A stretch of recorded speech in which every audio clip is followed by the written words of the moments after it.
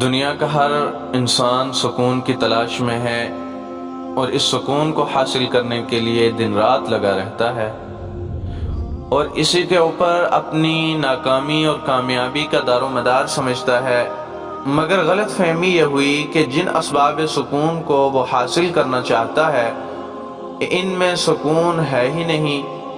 یہ سمجھتا ہے کہ اگر مجھے مال مل گیا مجھے سکون مل جائے گا، اگر مجھے اچھی بیوی مل گئی مجھے سکون مل جائے گا، اگر مجھے بڑی زمین مل گئی تو مجھے سکون مل جائے گا، اگر مجھے حکومت کے اختیارات مل گئے تو مجھے سکون مل جائے گا۔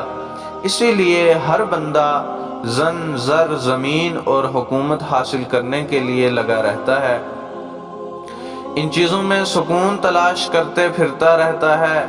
ان چیزوں میں سکون اصل میں تو ہے ہی نہیں۔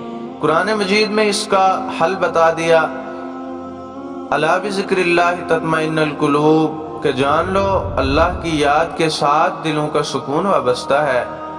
نہ دنیا سے، نہ دولت سے، نہ گھر آباد کرنے سے سکون دل تو ملتا ہے، خدا کو یاد کرنے سے۔ اللہ تبارک و تعالی نے دلوں کا سکون تو اپنی یاد کے ساتھ وابستہ کر کے دکھا دیا۔ اس لیے کسی پنجابی کے شاعر نے کہا تھا، کچھ سواد نہ مشری اندر تے کھنڈاں وی چکھ ڈٹھیاں، اتنی ساری انہاں ساریاں چیزاں کولوں گلاں سجن دیاں مٹھیاں۔ تو انسان اللہ تبارک و تعالی کی یاد میں جب گم ہو جاتا ہے تو اسے کائنات کی کوئی چیز قیمتی نظر نہیں آتی۔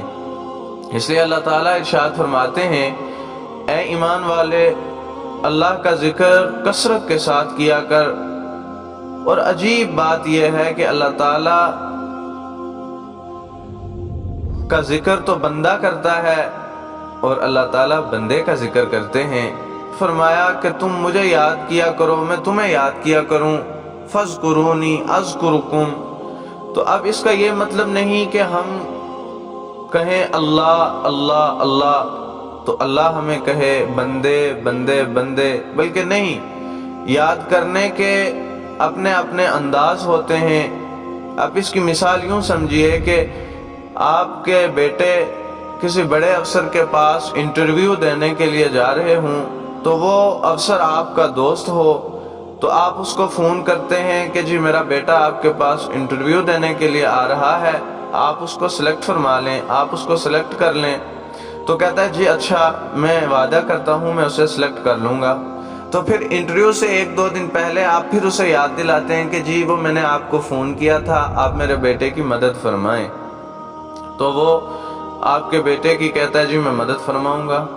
تو اسی طرح جب اللہ تبارک و تعالی اپنے بندے کو یاد کرتا ہے تو اس کے اوپر جب حالات آتے ہیں تو اللہ تبارک و تعالی اس میں نرمی کا معاملہ کر دیتے ہیں اور اس کی مدد فرما دیتے ہیں۔ تو یہ اللہ اپنے بندے کو یاد کر رہے ہوتے ہیں اور اللہ تبارک و تعالی فرماتے ہیں، اے میرے بندے تم مجھے معذرت کے ساتھ یاد کر تو میں تجھے مغفرت کے ساتھ یاد کروں گا۔ اے میرے بندے تم مجھے اطاعت کے ساتھ یاد کر تو میں تجھے عنایت کے ساتھ یاد کروں گا۔